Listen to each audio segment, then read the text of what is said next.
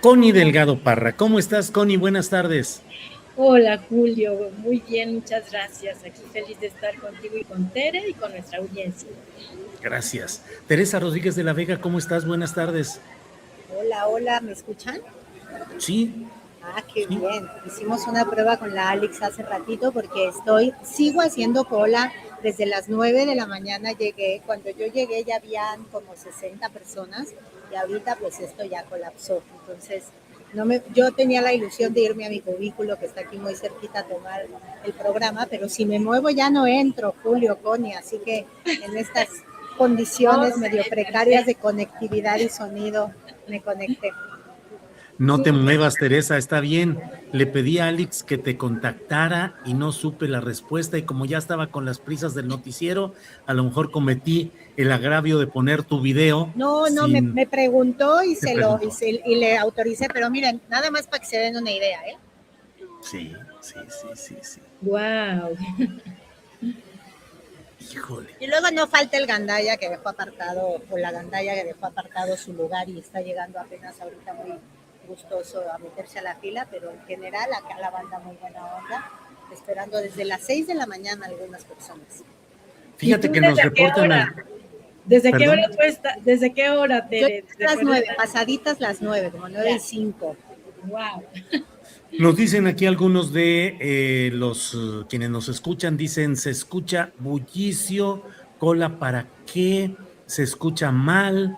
Entonces, a lo mejor tienes que pegarte un poquito más el micrófono y no moverlo mucho para que no haga ahí ese ruidito. Pero, Connie y Teresa, yo inicié justamente el programa diciendo, vean ustedes lo que está pasando aquí con esta formación enorme de jóvenes para ir a escuchar la voz de una persona de 82 años.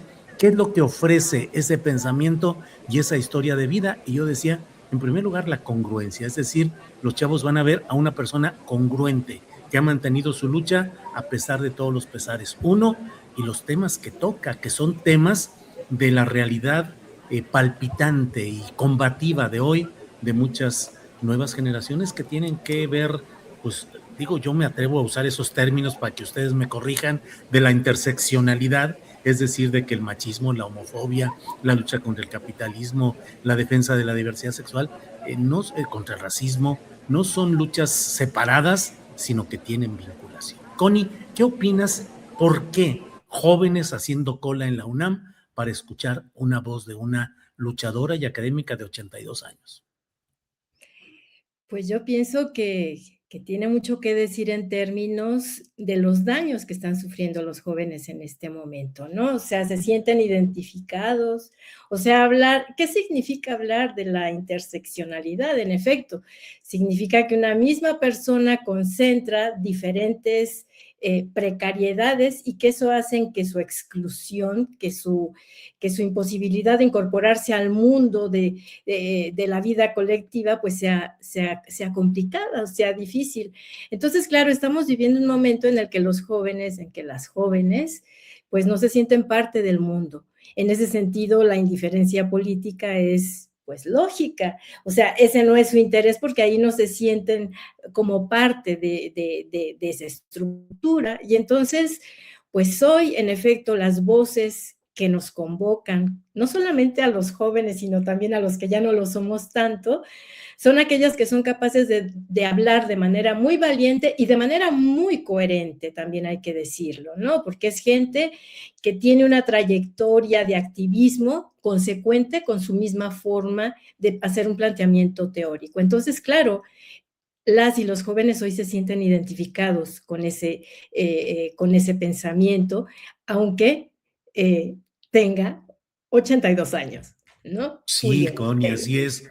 Eh, Teresa, por favor, dinos qué implica y qué significa Angela Davis, que hoy a las 6 de la tarde va a ofrecer su conferencia en la sala Miguel Covarrubias del Centro Cultural Universitario, desde donde estás transmitiendo, Teresa. Pero ¿qué implica? ¿Qué significa? Reporteando, ¿Quién en es? modo reportera. Sí, sí, sí. Por favor, dinos qué implica y qué significa Angela Davis. Mira, un poquito qué significa históricamente para el movimiento feminista y qué significa hoy para los desafíos del feminismo actuales, ¿no? En la historia del pensamiento feminista, Angela Davis fue protagonista y la expresión teóricamente más acabada de una interpelación crítica hacia el feminismo, no desde el feminismo hacia el patriarcado y el sistema de opresión de las mujeres, sino al interior del feminismo hacia ciertas variantes del feminismo que podían ser, por muy radicales que parecieran, funcionales en última instancia al sistema que nos oprime. Y eso se conoció desde otras trayectorias como feminismo interseccional, que tiene que ver con que el feminismo tiene que actuar políticamente consciente de que hay opresiones que se intersectan, que se encuentran y que se pueden potenciar de tal manera, por ejemplo, una de las grandes batallas de Angela Davis, que si el feminismo tiene una deriva o un declive punitivista que agudiza o atiza los mecanismos del Estado para reprimir, por ejemplo, contra la violencia contra las mujeres, el feminismo tiene que estar consciente de que está atizando mecanismos represivos y aparatos represivos que pueden funcionar con modos discriminatorios en otras claves, sobre todo la racial y la de clase, ¿no? Entonces, la maquinaria punitivista se vuelve una máquina de opresión de clase y de raza, y peor aún se hace en nombre, en este caso, por ejemplo, del derecho de las mujeres a vivir una vida libre de violencia. Como tú muy bien lo decías, una mujer muy consecuente, cuya actuación política en los Estados Unidos, muy cercana a las Panteras Negras, integrante del Partido Comunista y a la izquierda en las estructuras académicas, pues le valió un proceso muy grave de persecución política. Le mandé allí una imagen a Alex, pero no sé si ya la tenga, porque se la acabo de mandar. Una de las imágenes icónicas de Angela Davis, que era un cartel de Se Busca, ¿no? Este es el cartel con el que Angela Davis era buscada, se daba una recompensa y finalmente fue aprendida. Pasó un breve tiempo con una acusación falsa de que con un arma suya, que ella había adquirido armas para su defensa personal por las amenazas en un periodo de mucha persecución al movimiento negro, feminista y comunista. Entonces la acusaron de que un arma suya había sido utilizada en una revuelta en una cárcel, en un caso en el que ella había defendido unos presos condenados a la pena de muerte. Se acreditó su inocencia, fue absuelta, pero pasó un periodo de tiempo en la cárcel y bueno, una mujer políticamente muy clara, siempre a favor de las mejores causas. Y pues hoy Angela Davis y el hecho de que haya esta recepción en la UNAM es una muy buena noticia, porque Angela Davis representa el feminismo más virtuoso, el feminismo que no concede a la blanquitud, que no concede al privilegio de clase o al privilegio de capital cultural, y que no concibe a las derivas punitivistas que podemos prever como riesgo siempre que estamos en un contexto de violencia muy aguda contra las mujeres. Bien, Teresa, gracias. Damos la bienvenida a nuestra compañera María Vergara, compañera en esta mesa de análisis. María, buenas tardes. Buenas tardes, compañeros. Perdón por el retraso, pero esta computadora se me reinició completamente. Así es, nos traicionan a veces estos dispositivos y demás. María, estamos hablando acerca de la enorme fila que hay para entrar a la conferencia de Angela Davis en la UNAM, en el Centro Cultural Universitario. ¿Qué implica? ¿Qué significa? ¿Por qué unos chavos están haciendo cola y ávidos de escuchar hoy a las 6 de la tarde a un personaje como Angela Davis? ¿Qué nos dices, María? Sí, Julio, compañeras, yo creo que muchos jóvenes tenemos la necesidad de tener referentes políticos históricos como Angela Davis, referentes históricos que den la batalla antiimperialista, que además nos den ideas de cómo construir un mundo en donde mujeres y hombres seamos iguales, donde puso en el centro la discusión sobre el sistema de cuidados y sobre todo un tema que yo creo que no es menor, pero que yo lo quiero invitar a la gente que nos escucha, a la audiencia, es ¿qué pasa en América Latina? Yo ahí quiero hacer una distinción y ahí me aparece mi lado de bióloga. Claro, el gran debate de racismo que hay, que hoy tenía justo una discusión con varios compañeros de si el debate en América Latina es sobre raza, el concepto de raza, que en biología se ha discutido un montón, si es un concepto que aporta, por ejemplo, a la genética de poblaciones y que actualmente no se usa, y que todos sabemos que no lo usamos, pero que aporta un debate, sobre todo en términos de color de piel y otras características. Pero algo que no quiero dejar y que me parece que mucha gente seguimos discutiendo sobre eso, y Angela Davis y otras nos van dando como elementos de luz, es si lo que enfrentamos hoy actualmente son elementos de clase y cómo esos elementos de clase se enfrentan al imperialismo que cada día es peor en América Latina y que cada vez nos muestra su peor parte, ¿no? Yo creo que estos referentes políticos, Julio, compañeras, son necesarios para las juventudes, pero también nos ponen en el centro una discusión necesaria para el continente, desde dónde vamos a analizar el problema para América Latina, para México, y los referentes que hay para Estados Unidos. ¿Qué pasa ahora? Y lo digo abiertamente, es que en Estados Unidos tenemos que tener como mucho la pista de cómo son las discusiones, porque creo que si va a haber un movimiento transformador en uno de los países que más interviene a nivel internacional en nuestras naciones, va a ser a través de los compañeros como son las Panteras Negras, Angela Davis y muchos compañeros que han estado ahí al frente de batalla con el tema de los migrantes y con el tema de existir en Estados Unidos. Y ahí lo quiero dejar muy claro, vemos actualmente a figuras súper claves en la administración de Donald Trump. Yo quiero mencionar a uno que nunca lo decimos, pero se llama Sebastián Gorka, y Sebastián Gorka pertenece a uno de los movimientos húngaros que estuvo apoyando la Alemania nazi. ¿Y qué pasa con Sebastián Gorka? Que él, para América Latina, fue el que diseñó toda la estrategia de ataque a las lanchas en el Caribe. Entonces, ante esta nueva oleada de supremacismo blanco, de un imperialismo que cada vez es más descarado en términos de cómo intervenir en nuestras naciones, en América Latina, creo que es importante volver a leer, escuchar y confrontar a Angela Davis y los debates que eso va a implicar para nuestro continente. Bien, María, gracias. Connie, lo que estamos hablando me lleva a preguntar, ¿qué tanto las terribles reacomodos que se están dando a nivel mundial? Pienso en Trump, pienso en el tecnofeudalismo, pienso en muchos motivos para pensar cómo se está recomponiendo o descomponiendo aún más el mundo. Y lo que pregunto es, ¿esto generará o está generando ya la reacción natural de movimientos sociales organizados que puedan enfrentar todo, o pareciera que entre olvido, desidia, individualismo y a veces poca información o formación política, la sociedad humana esté considerada a ser abatida por estos nuevos poderes? Connie. Julio, haces una pregunta que a mí me parece central, porque, o sea, con toda esta historia del tecnofeudalismo y de las redes sociales y de la manipulación de la verdad, de las noticias falsas, etcétera, etcétera, como se está desmontando en este momento con la detención de Fernando Cerimedo. Ajá. Entonces, a mí me surge una cuestión. ¿Qué tanto, y esta es una pregunta para nuestra mesa y para ti, qué tanto es, por un lado, este discurso que corre en todas las voces en el mundo de que la ultraderecha y de que estos poderes están colonizando, recolonizando el mundo y sobre todo nuestra región, y qué tanto eso es un discurso que no va acompañado de la realidad? Y lo digo por lo siguiente. Acaban de hacer una encuesta, una empresa muy importante en Honduras, para saber qué piensa la gente sobre su gobierno. Y entonces los resultados son súper interesantes, porque resulta que el 67% de la población considera que su presidente llegó a partir de un fraude. Y les preguntan, ¿y quién hizo el fraude?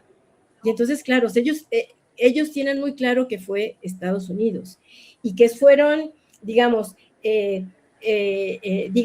estos personajes que hoy están siendo visibilizados en términos de la ultraderecha, Jorge Negri, Fernando Cerimedo, o sea, todos estos, o sea, la gente tiene muy claro que le están siendo impuestos gobiernos. Entonces, cuando tú me preguntas si hay movimientos sociales que están volviendo a tomar la palabra para volver a expresarse, yo diría que esos movimientos no se han ido, Julio, que esos movimientos están ahí, y por eso cuando vemos estas largas filas de jóvenes en la UNAM para ver a Angela Davis, o sea, en realidad ellos están, como dice muy bien María, están ávidos de tener un referente. Y claro, ¿qué representa Angela Davis? Representa la idea del anticapitalismo en términos de señalar de manera puntual que el capitalismo se ha aprovechado de la desigualdad para su reproducción. ¿Y a través de qué mecanismos? Del género, de la raza, de la clase, ¿no? Entonces, ahí es donde se conjugan todos estos elementos. Yo diría que los movimientos sociales siguen teniendo mucha fuerza, pero se están reconfigurando y están llegando desde otros lugares. Eso no significa que vayan a ganar, obviamente, pero Bolivia es otro ejemplo, ¿no? O sea, como los pueblos originarios están poniendo en cuestión a Rodrigo Paz en términos de decir, ese señor está incumpliendo las promesas que señaló, y entonces hay un desequilibrio y hay una inestabilidad y caos muy importante que además está siendo liderada por los pueblos originarios. Entonces yo diría, Julio, que sí estamos en un momento de incertidumbre, de caos, pero también de posibilidad de potenciar esa fuerza de estos movimientos sociales.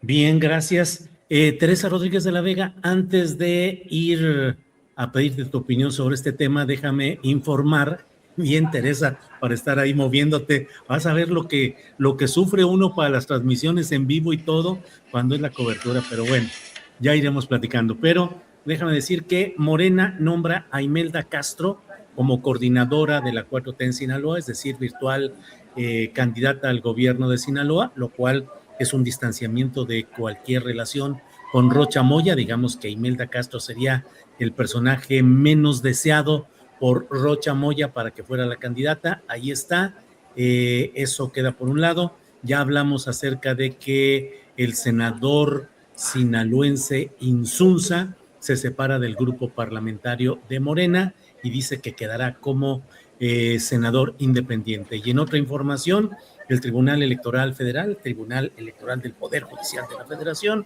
ha establecido, y es la última palabra, que Somos México debe cambiar el nombre, el emblema y los colores, y que tiene 5 días para realizar estos cambios. No se puede llamar ni Somos México por el sentido tan inclusivo, tan incluyente de todo el país. No puede usar el color rosa y tampoco el emblema. Ya iremos viendo qué sucede. De eso platicamos un poco más adelante, pero Teresa, la descomposición, los problemas, los reacomodos mundiales, la inteligencia artificial, el tecnofeudalismo, los planes del trumpismo, ¿están teniendo la reorganización social suficiente para enfrentar, o están siendo abatidos por toda esta serie de cambios de élites dominantes en el mundo, Teresa? Bueno, yo creo, primero voy a decir una cosa porque si no se me va a olvidar, porque lo que yo no tengo apuntado no lo recuerdo. Yo tengo una muy buena propuesta para la gente de Somos México y les puedo mandar mi currículum para que me contraten de asesora, porque yo creo que tienen prohibido usar el rosa, pero pueden revisar, y tienen prohibido usar el nombre que habían elegido.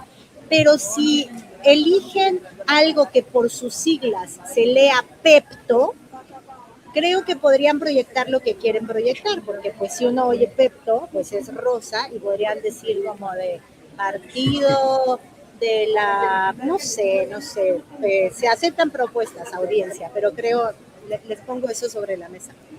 Además, pues, como seguido tienen malestares estomacales, pues les puede servir también. Mira, yo soy pesimista al respecto, Julio, porque estamos en agosto de 2026, llevamos ya casi 3 años del atizamiento más brutal de las últimas décadas del genocidio contra el pueblo palestino y no lo pudimos parar.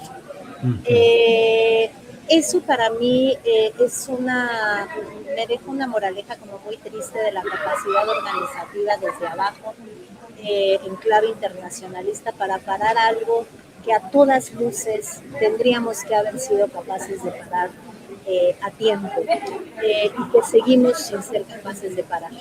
Así que aun cuando por supuesto que me esperanzan las movilizaciones que tienen capacidad resiliente, como se dice en la jerga actual, ¿no? Resiliente de reponerse, por ejemplo, de una victoria holgada de la derecha, en la Argentina de Milei, por ejemplo, y que tienen la capacidad de después plantar cara movilizatoria y de empezar como a capturar el desencanto, de quienes pudieron haber votado por Milei, pero que ahorita claramente están alejándose de esa línea, aun cuando me parece que es conmovedora la capacidad de resistencia del pueblo cubano, el que no podamos también desde otros lugares del mundo prestar un brazo solidario más decisivo, más valiente, menos ombligocéntrico a ese pueblo que lleva medio siglo, más de medio siglo resistiendo los embates del imperio, me llena como de tristeza y medio de desolación respecto justo a la capacidad que tengamos de plantearle cara al enemigo. Entonces creo que tenemos como postales muy esperanzadoras, Bolivia y las movilizaciones de los pueblos en Bolivia es una de ellas. Lo que sucede en México, aún con todos sus claroscuros, es esperanzador en el sentido de cómo se puede poner más o menos un dique al avance regional auspiciado por el imperio de las ultraderechas, un dique solventado en la mejora de las condiciones de vida de las mayorías, en la deselitización del debate público y del sentido común. Creo que aunque tenemos esas postales esperanzadoras, el balance como humanidad, pensando en que nuestro hogar es el mundo entero y no nuestras naciones, el balance como humanidad creo que hoy en agosto de 2026 es bastante negativo. Bien, gracias, Teresa. Sobre este mismo tema, María Vergara, ¿cuál es tu percepción? Creo que lo que nos dice Teresa Rodríguez de la Vega es bien impactante. El tema de Gaza, a pesar de todas las aristas y a pesar de los esfuerzos de organización que se hizo, de denuncia, pues no se ha podido parar ni siquiera a estas alturas y por el contrario, son cada vez más expansivos los poderes de Israel, de Trump y de una serie de factores que van descomponiendo al mundo. ¿Qué tanto puede pensarse en que haya, ya hablábamos de que esos poderes, de esas reacciones o esa organización social de resistencia ahí persiste, pero qué tanto podrá tener eficacia ante este avance de estos grandes poderes, María? Sí, mira, es una cosa que hemos discutido permanentemente los activistas y militantes, porque nos queda claro que logramos condenar socialmente lo que sucedió en Gaza y es más, todo el mundo hoy sabemos que lo que está sucediendo en Gaza es una tragedia que no podemos detener y que ahí va el punto, todo el mundo está indignado, todo el mundo, tenemos a los compañeros de la flotilla, aquí hay un buen analista, Lautaro Rivas, se subió en una de las flotillas y basta saber con la cantidad de torturas que cometieron contra la gente que osa tratar de detener lo que sucedió en Gaza. Y tenemos muchos compañeros acá en México que también estuvieron allá y que nos pueden contar de muy primera mano cuál es el nuevo factor del poder imperial de Israel. Pero ¿por qué insistimos que se detenga? Por ejemplo, ¿qué puede hacer México? Muchos de nosotros hemos pedido que nos meten en una lógica que pareciera que es un loop infinito donde necesitamos aumentar la seguridad en los países. ¿Qué tenemos que hacer? Comprar armas. ¿A quién le compramos armas? A Estados Unidos y a Israel. Y esas armas siguen, las ganancias de la compra de esas armas siguen apostándole a un genocidio que no tiene ninguna lógica cultural ni religiosa. Entonces, ¿qué podemos hacer? En principio, para la pregunta que me hacías, es una primera respuesta, es pedir a nuestros gobiernos que paren el compra de armas a Israel. México actualmente el 60% de sus armas menores, es decir, balas y pistolas, se le compran a Israel. Y es un principio lógico, ético, político que nos debería llamar a todos los militantes para detener eso por una parte. Y segundo, también reconocer que dentro de las fauces de esto que llamamos imperialismo, es decir, un capitalismo, una forma de concebir la vida, de mercantilizar el tiempo, de mercantilizar las cosas, pero aún peor, que se llama imperialismo, En esa nueva fase está surgiendo un nuevo actor que se llama Israel y que le ha apostado a toda una industria no solo de armas, sino de espionaje, también de capacitación militar, y que eso estuvo operando durante muchísimos años en América Latina y en México, por supuesto. Y entonces, ¿qué tenemos que hacer? Me parece como un principio lógico como ciudadanos, exigir que eso ya no pase, entrar a ver a qué empresas israelíes les están comprando, hacer ese trabajo como ciudadanos y pedir que se detenga, porque eso implicará salvar cientos, miles de vidas de niños gazatíes. Lo decía muy bien ahorita Teresa, el único pueblo que en América Latina le da becas a médicos cubanos y que este año graduó a 100 médicos cubanos y a 10 médicos estadounidenses ha sido Cuba. Quienes pusieron la cara desde el principio, los primeros países en poner la cara en defensa de Gaza fue Cuba y después Venezuela. Y hoy vemos en América Latina un avance terrible, Julio, donde todo el mundo en México, y a mí me cuesta, y en cada espacio que tengas, porque siempre explico Venezuela, porque hay una suerte de balcanización, una suerte de separar. América Latina nos impusieron el debate de la democracia, entramos al debate del democraciómetro para dejar fuera a muchas naciones y hoy vemos ese imperialismo que fue capaz de bombardear una ciudad capital. Yo se los comparto muy de primera mano porque pude escuchar el relato de los niños en Caracas que escucharon los bombardeos y escuchar un niño que no puede dormir en su casa por las noches o escucha un ruido fuerte y se asusta, eso no lo podemos normalizar y desde el 3 de enero todos los militantes salimos a decir no podemos normalizar bajo ninguna circunstancia que ningún país bombardee una ciudad capital donde hay niños, donde hay mujeres, donde no hay un argumento para detener a nadie.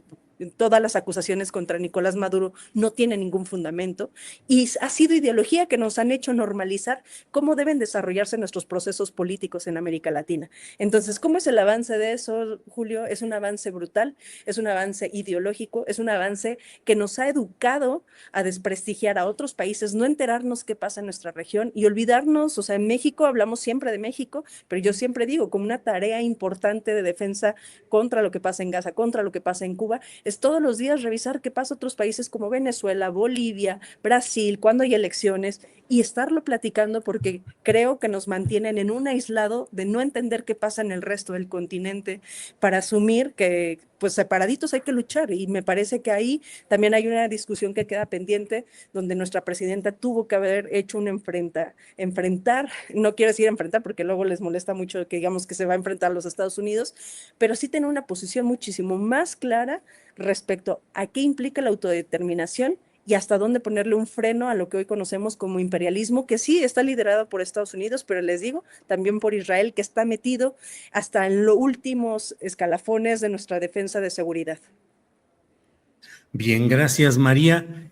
Antes de seguir adelante, invito a quienes nos escuchan, invito a la audiencia para que podamos vernos a las 3 de la tarde porque tendremos el posicionamiento de Gilberto Herrera, académico científico queretano, que no fue postulado como candidato, como coordinador de la Cuarta Transformación en Querétaro, sino Santiago Nieto. A veces pregunto yo y digo que de veras no hay candidaturas viables con experiencia, con formación política de Morena para postular a gente que tiene compromiso con movimientos sociales. Gilberto Herrera, que desde luego no tengo mayor referencia más que lo que he leído y sabido de él, pues fue rector de la Universidad Autónoma de Querétaro, diputado federal, senador por Morena, delegado de programas para el desarrollo en Querétaro, solidario con movimientos sociales, en confrontación con la derecha. No va y queda Santiago Nieto. A las 3 de la tarde estará con nosotros, no sé qué es lo que nos vaya a decir, le pedí su posicionamiento y me dijo que a las 3 de la tarde nos lo dirá. Bueno, Connie Delgado, Teresa y María, antes de que se nos vaya el tiempo, porque vaya que hay temas bien interesantes. Connie, lectura respecto a lo de Sinaloa. Ya no sé ni qué decirte porque son múltiples ángulos y múltiples temas, pero ¿cómo vas viendo este tema, Connie, por favor? Sí, lo primero es decir que el tema Rocha Moya, Insunza, nueva gobernadora interina y el destape de 2027 allá, pues en realidad hay que leerlos no de manera aislada, sino como hechos que están totalmente articulados, ¿no? Es decir, yo partiría en términos del análisis, en términos de que se trata de una operación de amplio control político, de sucesión adelantada y de reacomodo de élites dentro de Morena, pero eso sí, con la federación marcando el rumbo, ¿no? Y entonces, bueno, comienzo hablando primero de, pues, del rechazo que hizo Sheinbaum en términos del retorno de Rocha Moya, ¿no?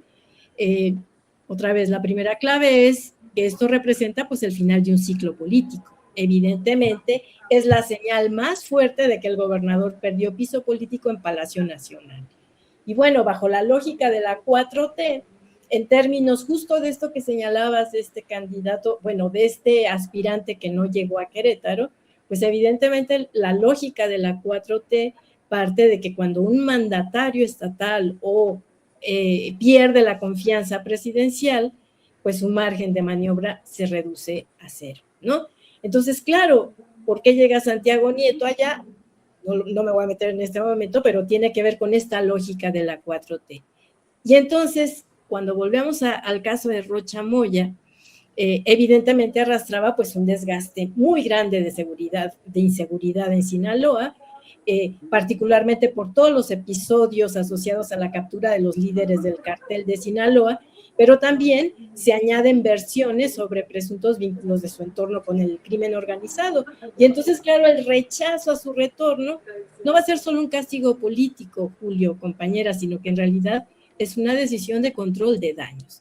Y entonces, bueno, esto me lleva a la carta que acabas de leer, Julio, de Enrique Insunza, en términos de que se separa de la bancada de Morena. Evidentemente, todos estos elementos van apuntalando pues, al desgaste del rochismo en Sinaloa. Luego, la gobernadora interina, Graciela Domínguez, desde mi punto de vista representa una transición administrada, ¿no?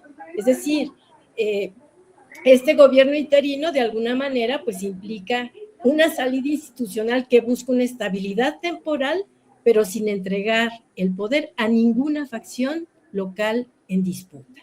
Entonces, no se trata de una ruptura, evidentemente Graciela Domínguez no viene a hacer una ruptura, pero tampoco es una rochista, aunque haya trabajado en el equipo de Rocha Moya, sino que más bien es un perfil de transición con respaldo federal, eso es lo que yo pienso en ese sentido. Y el destape de la coordinadora de Morena con rumbo a la sucesión, es una especie de una sucesión adelantada, ¿no? O sea, Imelda Castro se perfila como candidata de Morena para cerrar la era de Rocha Moya en Sinaloa. Entonces, si hago así una síntesis de todo esto así rapidísimo, diré que visto en conjunto hay una recentralización del poder, porque eso significa que Sinaloa deja de ser un espacio de autonomía relativa del gobernador y pasa a ser una entidad administrada políticamente desde la federación. Hay un desplazamiento de la élite local, el grupo de Rocha Moya pierde el control del gobierno, del Congreso y del partido, y en su lugar se instala una nueva coalición leal a Sheinbaum. Por otro lado, hay una sucesión controlada desde la candidatura de Morena, que se define desde ahora sin esperar la disputa electoral que tendría que ser. Y por último, aparece la seguridad como eje de todo esto, ¿no? Todo el reacomodo ocurre en medio de la crisis de violencia, de presuntos vínculos entre política y crimen organizado, y la federación pues necesita mostrar que toma el control. Y aquí, por eso es que digo, no es la reconfiguración de Sinaloa, no es un simple cambio de nombres, es una operación mayor, de mayor calado, que adelanta sucesión en donde tiene el control Morena, donde si la violencia no, pero al mismo tiempo hay un riesgo. Si la violencia no cede, si la disputa, en ese sentido la disputa por la candidatura se va a desbordar. Y puede ser que esto anticipe pues una elección mucho más competitiva, pero también conflictiva y violenta para lo que será 2027, Julio, compañeros. Ay, jole, pues vaya, que está movidito todo esto. Teresa Rodríguez de la Vega, Sinaloa, poliedro del cual cara que veamos no será suficiente, creo yo, porque faltan muchas cosas todavía por decidir y resolver. Teresa, ¿qué nos dices sobre el tema? Añado un par de cositas para no extenderme mucho, Julio. Creo que si hacemos un balance de lo que resultó del intento de Rocha Moya de regresar a la gobernatura del Estado, el gran perdedor es Rocha Moya y la gran ganadora es Claudia Sheinbaum. Me parece que el corte de caja para el exgobernador o el gobernador con licencia perenne es muy negativo. Él tenía en realidad no solo capacidad de incidencia con la anterior gobernadora interina en los destinos puntuales del estado de Sinaloa y por lo tanto en la capacidad de que al interno hubiera posibilidad de investigar qué hubiera podido pasar durante su gestión, ¿no? Es decir, Rocha Moya seguía controlando Sinaloa hasta antes de retomar la gubernatura de Sinaloa y ahora perdió Sinaloa. Lo perdió primero con el nombramiento de una persona como mi colega Graciela Domínguez, que si bien fue su secretaria previamente, he escuchado y leído muchas opiniones en términos de que había dibujado una enorme distancia respecto al exgobernador o a Rocha Moya, pues la perdió y hoy la recontrapierde. ¿Por qué? Pues porque con el nombramiento como coordinadora, es decir, como candidata virtual para el 27 de Imelda Castro, pues en Sinaloa quedó para el relevo en el 27 la fuerza diametralmente más opuesta a la que hubiera sido continuidad con Rocha Moya en el poder, pero además una eventual protección de lo que se le pudiera investigar en el futuro. Y yo ahí creo que, y me voy al otro balance, ¿no? Todo lo negativo que le resulta a Rocha Moya es directamente, inversamente proporcional a lo positivo que le resultó a la presidenta. ¿Por qué? Porque a la presidenta le había costado mucho trabajo simbólica y políticamente deslindarse de Rocha Moya. A Morena le había costado mucho trabajo simbólica y políticamente deslindarse de Rocha Moya después de que saliera esta lista de 10 nombres. ¿Por qué? Pues porque como luego pidió licencia, pues se tuvo que decir, la justicia lo investigará, pero no hubo una toma de distancia, no hubo un deslinde, no hubo una ruptura, mucho menos, ¿no? Rocha Moya, al regresar, o este amago de regreso, forzó a la ruptura, y eso hace que la presidenta en los hechos se esté deslindando de un pasivo político muy importante para su legitimidad en este momento, ¿no? Y además, fíjense, todo lo que, lo voy a intentar actuar sin separarme el micrófono. Hagamos de cuenta que lo que pasa en la 4T y en Morena es un abanico cerrado, es decir, todo lo que está dentro del abanico está juntito, ¿no? Cuando el abanico está cerrado está todo junto. Cuando tú abres el abanico, hay dos extremos que están muy lejos entre sí. Y aunque todo es parte del mismo cuerpo y cuando se vuelve a juntar están todos en lo mismo, esto genera mucha sensación de distancia. Con el nombramiento de Imelda Castro como posible próxima candidata, o como ya la virtual próxima candidata, la 4T tomó la máxima distancia posible de Rocha Moya, lo cual en el juego electoral de un Sinaloa afectado por la mala prensa que constituye Insunza, Rocha Moya, el secuestro del Mayo Zambada, el asesinato del inspector de la universidad, etcétera, pues les resulta como muy positivo. Creo que esto es una forma como de no solo pensar en los juegos internos de un Estado que, además de recordar, sigue profundamente golpeado por las consecuencias de el movimiento que condujo a la entrega del Mayo Zambada en Estados Unidos, pero en términos como del balance general de la nación y de la 4T de cara al 27, creo que la enorme derrota de Rocha Moya y la victoria que en esa ocasión pudo capitalizar la presidenta es un elemento a tomar en cuenta. Bien, gracias, Teresa. María Vergara, ¿cómo abordar este tema de Sinaloa? Ahorita aprovechando la imagen que nos presenta Teresa Rodríguez de la Vega Cuéllar de este abanico, pues sí, ahorita cerrado se ven muchos movimientos y muchas cosas interesantes, pero a fin de cuentas Sinaloa sigue cuando se abre, pues con su realidad del predominio del crimen organizado, de la estructuración de una serie de grupos políticos dominantes que mantienen a Sinaloa en una situación crítica durante larguísimo tiempo. ¿Qué piensas, pues, sobre este poliedro Sinaloa, María? Sí, hay dos elementos que yo quisiera destacar. Es que nos queda claro, o sea, primero voy a iniciar por el más controversial, para el último dejarme el que me parece menos controversial. Y el primero es que No podemos hablar en este momento lo que sucede en Sinaloa solamente como en términos de cambiar un candidato a otro, porque eso representa un cambio de verdad de fondo en la estructura de lo que está sucediendo en un estado. Yo creo que lo que reside de fondo, el problema en Sinaloa es que hay millones de pesos que se han invertido en sobornos a funcionarios para apoyo electoral. Y eso, ante eso, yo esperaría una declaración muchísimo más puntual del partido y de la presidenta para hablar muy claro cómo es que ciertos candidatos que han construido poder político, podemos decir, sí, muy pegado a una posición de izquierda, de dónde se están financiando, y no solamente de izquierda. Me parece que en México tenemos una tradición de que los políticos, no del todo y no en todos los estados, están siendo tan claros de dónde viene el financiamiento para sus campañas electorales. De fondo, eso es lo que reside con Rocha Moya, porque me parece que estamos olvidando que Estados Unidos, y que de ahí hablaré de otra cosa que es bastante problemática, está señalando a Rocha Moya y a 9 funcionarios a través de declaraciones hechas por El Rayo, un líder que producía, y con toda la cruzada de Estados Unidos del combate contra el fentanilo, declara que a quién les daban los sobornos, cómo llegaban, y ante eso me parece que también la presidenta tendría que presentar una investigación propia de qué fue lo que sucedió, si existen estos actores, y deslindar responsabilidades.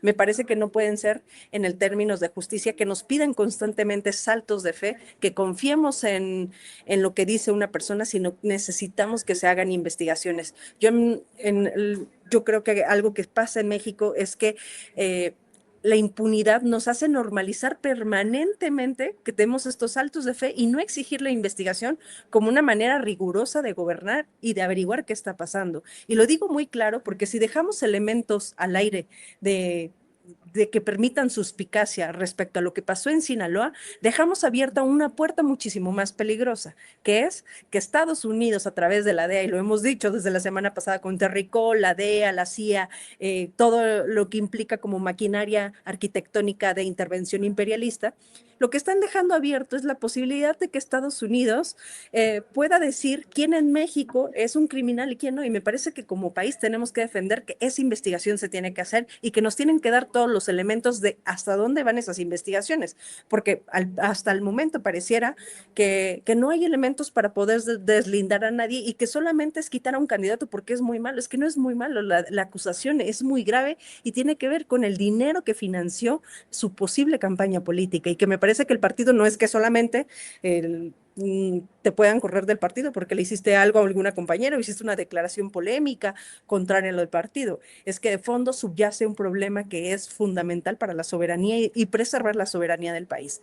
Entonces, yo dejaría esos dos elementos. Por un lado, me parece la exigencia de recordar por qué Rocha Moya está siendo acusado, quién lo acusa. El Rayo fue detenido el 16 de mayo del 2023. Es del grupo de los chavitos, hay toda una campaña y se lanza con esta mega acusación de los Estados Unidos de la lucha contra el narcotráfico a partir del fentanilo, y nos está abriendo una cantidad de posibilidades que me parece que a la presidenta y a los diputados les debería de interesar este caso, no solo porque sea de un partido u otro, sino porque implica soberanía. Bien, gracias María, gracias por, por el abordaje de las tres sobre este tema, y son las 2 de la tarde con 43 minutos. Hay un tema también muy necesario, creo yo, de abordaje en la televisión concesionada, Televisión Azteca particularmente.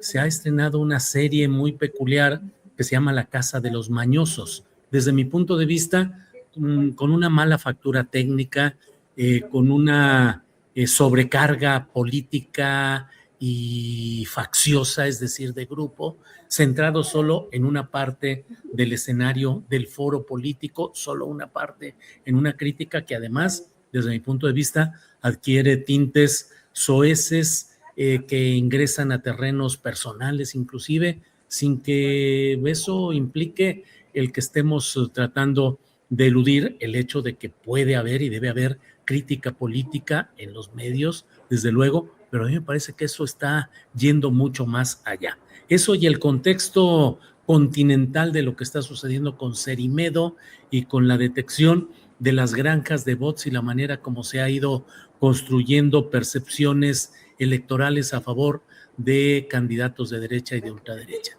Connie Delgado, ¿qué pensar sobre este tema?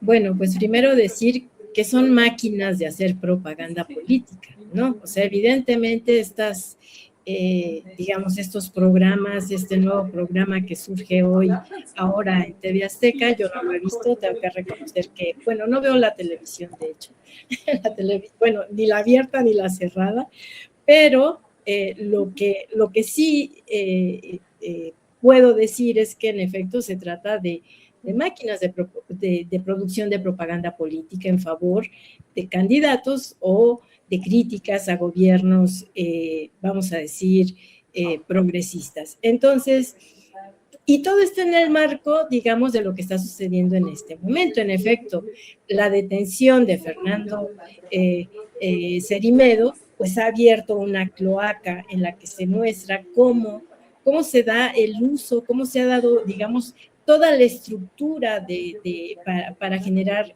noticias falsas y para apuntalar a candidatos y para apuntalar ideas y para apuntalar formas que tienen que ver, digamos, con, ay, gracias por el ruido que se fue, lo que, digamos, este caso, digamos, permite mostrar cómo se estructuraba, digamos, toda esta máquina de hacer publicidad y propaganda. Entonces, hay un dato interesante, o sea, Ricardo Salinas Pliego, en realidad, pues es el que trae a Jorge Negre a México, ¿no? Eso ya lo sabemos. Pero al mismo tiempo, apenas hace unas horas, o tal vez ayer o algo así, Fernando Cerimedo parece que ya le vende la parte de la inversión de la derecha diario, se la vende ya la parte que tenía a Jorge Negre. Entonces, claro, Jorge Negre dice que eso no es resultado de la detención que se hizo de Bolivia de este personaje, sino que es algo que ya habían platicado previamente, pero al final de cuentas todo mundo hoy se está deslindando de este Fernando Cerimedo, ¿no? Pero ese deslinde en realidad tiene que ver con un reacomodo de estos personajes que están pues rearticulándose en el mundo entero. O sea, el tecnofeudalismo es algo, digamos, que está controlando el discurso, la economía, todo en el mundo entero. Entonces, claro, están colonizando todos los espacios. Entonces, la casa de los mañosos, de algún modo, pues es parte de esta estrategia que está siendo puesta en marcha. Pero también hay que decir, y con esto cierro, digamos, mi comentario sobre esto, que es una disputa entre esas élites también. O sea, el hecho de que en este momento se deslinden de Fernando Cerimedo significa que en efecto que ya no les es útil. Y del mismo modo que en este momento ya no les es útil, cualquier otro de esos personajes pueden lanzarlo también al basurero de la historia, que es lo mismo que ya se está apuntalando de Milei. O sea, Milei, digamos, puede ser ya, incluso hay quienes dicen que puede ser nombrado en términos de que hay que destituirlo desde la ultraderecha, lo estoy diciendo, porque está enloquecido y porque ya no conviene a los intereses, a estos intereses globales, ¿no? Entonces, pues son de quita y pon, o sea, funcionan mientras funcionan, y entonces la casa de los mañosos, pues es parte de esta misma historia y de esta misma estructura, y hay que estar muy atentos, porque en efecto son máquinas de hacer propaganda política en favor, pues, de la ultraderecha. Julio. Bien, Connie, gracias. Teresa Rodríguez de la Vega, que está presente ahí haciendo fila para entrar a ver Angela Davis, así es que si escuchan ruidito y demás es porque están jóvenes ahí formados en plena alegría y contento. Teresa, ¿qué opinas de este tema, la Casa de los Mañosos, Cerimedo y las granjas de bots? Una disculpita por el ruido ambiente, pero es solo testimonio de la algarabía que se siente aquí, porque además ya pasaron a repartir boletos, entonces ya los que estamos en esta zona de la fila ya tenemos garantizada la entrada, así que estamos contentos y por eso hay tanto ruido. Y además fíjense qué bonito este escenario, que yo estaba aquí en mis profundos piensos y una amiga que está aquí cercana en la fila me dijo, mira, toma para tu metáfora, y me prestaron mi abanico. La banda bien atenta y bien buena onda. Bueno. Mira, Creo, me voy a ir por orden un poco porque también lo de Cerimedo ya lleva un poco más de días en las noticias y creo que ya hemos tenido como tiempo de procesar el golpe que representa para el movimiento de ultraderecha que constituyen Cerimedo, Negre y compañía, pues un caso tan escandaloso y tan mediatizado como el de su detención por intento de feminicidio y todo lo que de ello se ha venido descubriendo, ¿no? Me centro entonces más bien en esta producción que acaba de anunciar TV Azteca, que además suena muy bonito, TV Azteca, la casa de los mañosos. Si uno no sabe de qué programa se trata, pues parece un buen apellido, ¿no? Creo que si este programa de mala estética, de mal humor político, mira que no lo he visto, pero lo firmo por las 4 cositas en X que me encontré, un diseño muy feo, muy grotesco, digo, sello de la casa, sello TV Azteca, ¿no? Pero si estuviera en cualquier momento, me acuerdo que en Televisa había este programa, El privilegio de mandar, me parece que se llamaba, ¿no? Sí. Si en cualquier momento hay este humor político filtrado por los intereses de las grandes televisoras y de los grandes corporativos mediáticos, vale, se puede discutir. Pero en el arranque de un proceso electoral, me parece que tiene que ser discutido en términos de cuál puede ser el papel de la autoridad electoral hacia lo que se anuncia va a ser un nuevo episodio de guerra sucia. Es decir, no casualmente hay una producción de este tipo que empieza cuando empiezan a destaparse en tiempos también bastante anticipados de campaña, los coordinadores de Morena. Es la forma que tiene TV Azteca y los poderes fácticos a los que TV Azteca acuerpa y representa, de intervenir en la generación de opinión pública respecto a algunos perfiles y al movimiento 4T en su conjunto y a Morena. Y me parece que eso debería empezarse a discutir en términos de cuáles van a ser, qué tan dentada va a estar nuestra autoridad electoral para intervenir en lo que claramente son intervenciones facciosas de poderes, grandes poderes económicos con grandes televisoras en el proceso electoral. De cara además, y lo ligo con Cerimedo y compañía, de cara además al hecho de que en esto hay mucho dinero del extranjero puesto, ¿no? Es decir, hay muchas fuerzas del extranjero que están, ahí están las declaraciones de la expareja sentimental del propio Cerimedo, pero no solo, ¿no? Hay muchos testimonios, están el Honduras Gate, hay mucha claridad respecto a que habría un intento de agentes internacionales, extranjeros, pues, interesados en intervenir vía estos puntales tipo la derecha diario, que mi queridísima Marjorie González en Twitter puso la derecha presidiario en ocasión de lo de Cerimedo.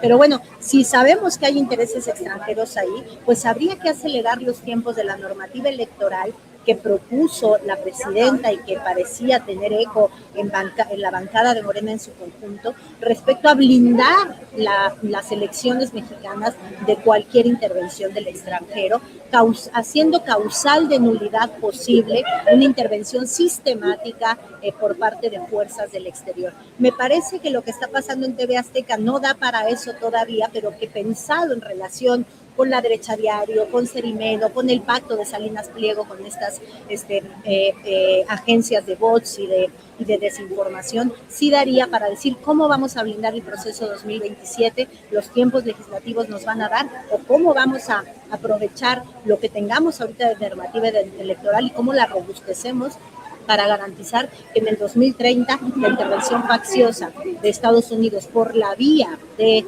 pequeñas agencias de la ultraderecha latinoamericana e hispánica van a intentar intervenir. Y creo que eso es un debate que vamos a empezar a tener que dar poco a poco. Bien, gracias, Teresa. Antes de pedirle a María su opinión, recordemos el pleito entre Agustín Laje, ideólogo libertario y de derecha, con el propio Milei que le escribió mensajes en mayúsculas diciéndole traidor e hijo de pu, porque el propio Laje dijo que la gente no come batalla cultural y que si no se mejoran las condiciones de vida de la gente en su metro cuadrado, pues que entonces puede haber un regreso electoral a la izquierda. En fin, María, ¿qué opinión sobre este tema de la Casa de los Mañosos, Cerimedo y demás? Adelante, por favor, María.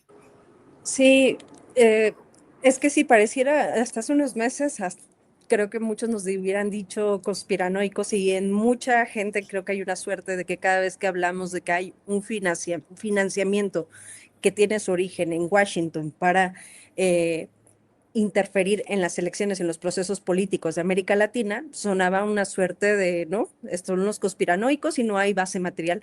Sin embargo, con Cerimedo es muy claro. Cerimedo sí se reunió con un asesor de comunicación y redes sociales de Donald Trump que se llama Brad Parscale. Y Brad Parscale lo que hace es, junto con Merlo y una empresa, la empresa Numen y Latam, ver cómo van a hacer una intervención en las campañas de América Latina. Yo les insistía en la mesa de hoy que en México nunca nos fijamos en cuándo hay procesos electorales, pero hubo un proceso electoral que fue de los primeros que nos mostró la luz de cómo hubo un fraude electoral, y en el cual la presidenta y nadie salió a decir hay un fraude electoral en América Latina. Y el primero fue en Honduras con Rex y Moncada. Se van a elección y nos damos cuenta que en la elección hay una diferencia en la votación del 0.05 de votación, y se gana el candidato a la derecha, que además Donald Trump, hay que recordarlo, liberó a un presidente acusado por narcotráfico, y lo dijo abiertamente: si gana el candidato a la derecha, libero a este presidente, y tuvo intervención directa en Honduras. Yo les pido a la gente que pongan mucha atención en lo que pasó en la elección de Honduras. Después, ¿qué pasa? Pasa exactamente lo mismo en la elección de Perú y exactamente lo mismo en la elección de Colombia. Hasta ahí solamente teníamos esos elementos materiales que sí pasaron y que, les digo, no son elementos conspiranoicos, sino con evidencia de qué sucedió. Están las declaraciones de Donald Trump, los pueden buscar. Donald Trump, que dice respecto a liberar al presidente en Honduras, liberar a cómo financió los senadores de Estados Unidos, cómo llegaron a intervenir a la elección en Colombia, y hasta ahí teníamos esos elementos. Pero surge algo más, es que Brad Parscale lo que dicen es que van a iniciar una campaña de financiamiento para dar la batalla cultural en América Latina. ¿Y de qué va esa batalla cultural? Y se les mencionaba en otra mesa pasada, que han desarrollado a través de la Unidad de Operaciones Psicológicas del Pentágono comunicados para comprar a periodistas, influencers, para que defiendan el proyecto de expansión de Estados Unidos y por tanto de Israel.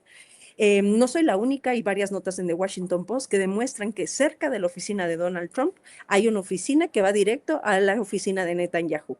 Entonces, hoy actualmente tenemos esta gran red que se ha visto también con el tema del Honduras Gate, donde qué es lo que están diciendo en el Honduras Gate y por qué nos interesa en México, que la elección de Colombia, de Honduras, y por qué es importante para nosotros para el 2030, porque en la elección, en la investigación que se hace del Honduras Gate, lo que se está mostrando es que Estados Unidos está hablando directamente a través de varios emisores, de que ya se inició una campaña para el 2030 a México, y hablan de que tienen a un aliado.